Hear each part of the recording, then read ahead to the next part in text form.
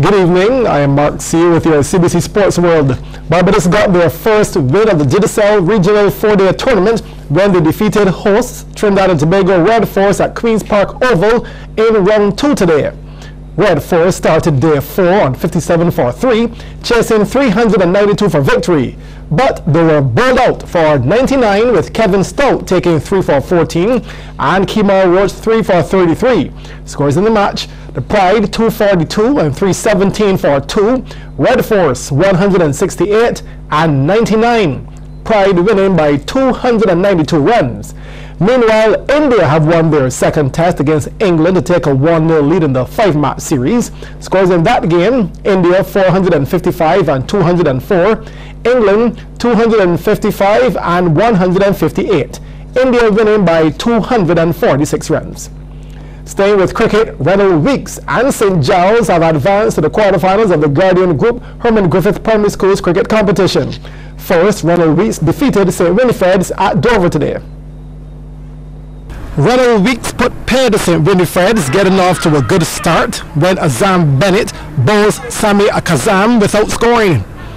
Adrian Moore is then caught at mid-wicket by Javante Crawford to give Bennett his second wicket. Bennett up to the wicket and bowls a Yorker that is too much for Slade Jones. More trouble for St. Winifred's when Zachariah Vinter attempts a drive, but the edge is instead caught by the wicketkeeper off the bowling of R.J. Gittins.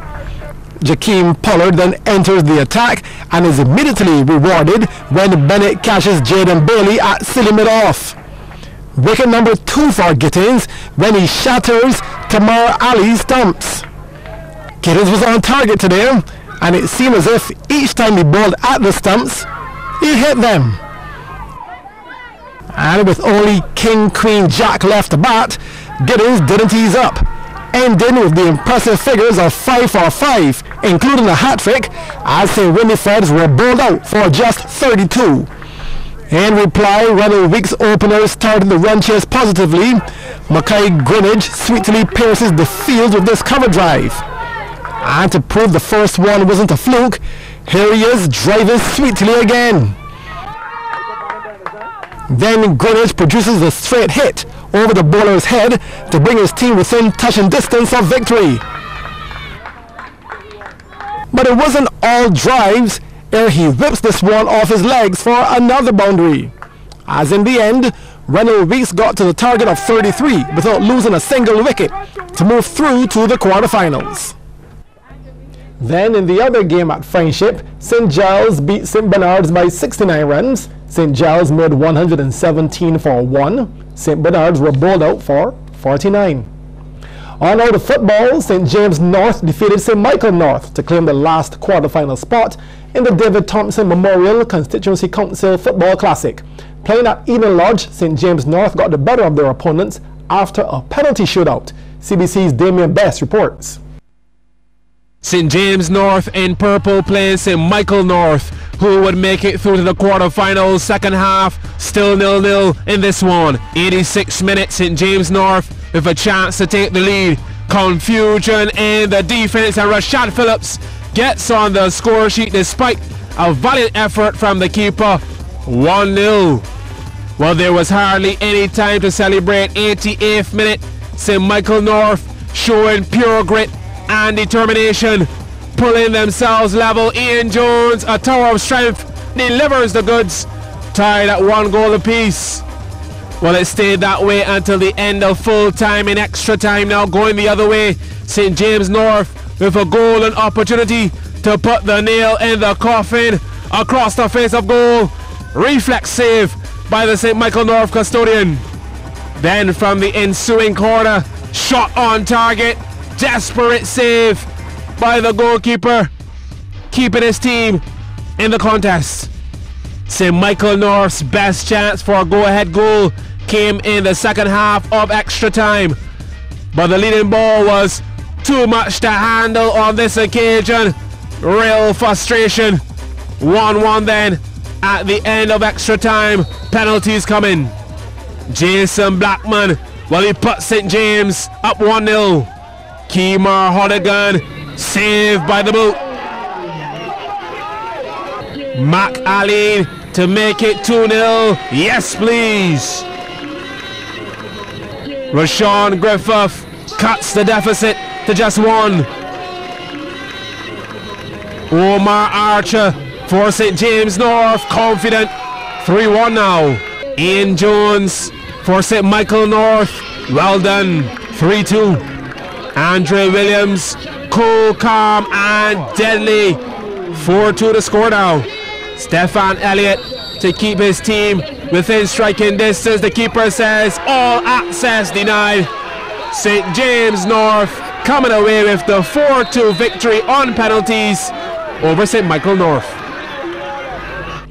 And today's Sporting Nights feature, produced by Melissa Farley, is none other than the Reverend Sir Wesley Hall. Terrified batsman. A really vicious ball. Straight at the batsman, and McDonald collapses in pain. Was ordained as a reverend. Became a member of parliament. And then Barbados' tourism minister in 1987. He was involved in cricket at every possible level, distinguishing himself as a player, coach, manager, selector, and regional board president. One of the finest fast bowlers Barbados and the West Indies have produced. That's Sir Wesley Hall.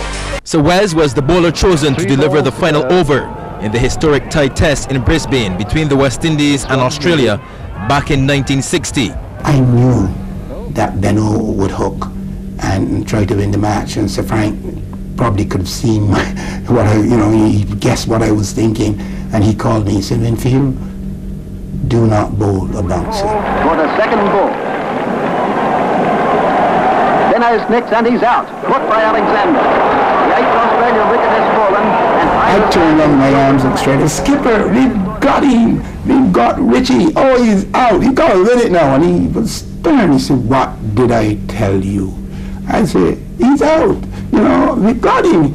He says, "If that ball had taken the top edge and gone for 4, what would happen?" He said, "We'll have 1 run to win." Scores are tied. 1 wicket left. Ball bowling the 7th ball to Klein. Rackett is run out, and the batsman has finished in a tie. First in Test history, and sitting in one of the greatest Test matches of all. Many who were privileged to see him play would agree that Sir Wes used to bowl with pace like fire. Graphic close-up as McDonald is struck again. A phrase that went on to etch itself as the title of his autobiography. He was known to have had one of the longest run-ups in the history of the game, approaching the wicket at 6'3" tall with the strides of a long jumper. Then finally the leap would come, and the ball was released at well over 90 miles per hour. Wear and tear on his body from years of fast bowling and a couple accidents while driving eventually saw him limp off the field for the very last time in 1969. His final tally remains an impressive 192 wickets at an average of 26.38 apiece. Wes was knighted in 2012 for services to sport and the community, 43 years after he called it a day. Many would agree that the knighthood was perhaps way too long in coming. His name will always be remembered by generations yet to attend cricket at Kensington Oval. His name is linked to a stand at the Mecca, along with fellow Barbados and West Indies pacer Charlie Griffith. And staying with our special independence projects, we're into the home stretch of some memorable sports achievements.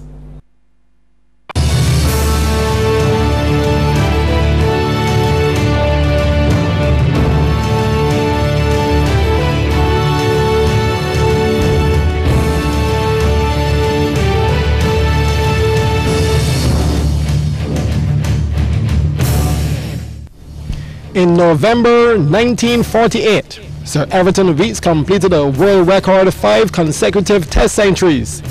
Playing in the 4th and final Test against England, Sir Everton scored 141, his maiden Test century, and was subsequently chosen for the West Indies tour of India. In his next Test, the first against India at Delhi in November 1948, Weekes scored 128. Followed by 194 in the second Test in Bombay, then 162 and 101 in the third Test in Calcutta. He then made 90 in the 4th Test in Madras and 56 in the 5th Test in Bombay. Sir Everton's 5 Test centuries in consecutive innings is a Test record. Also, his achievement of 7 Test half-centuries in consecutive innings, making November 1948 a great Bajan sporting moment.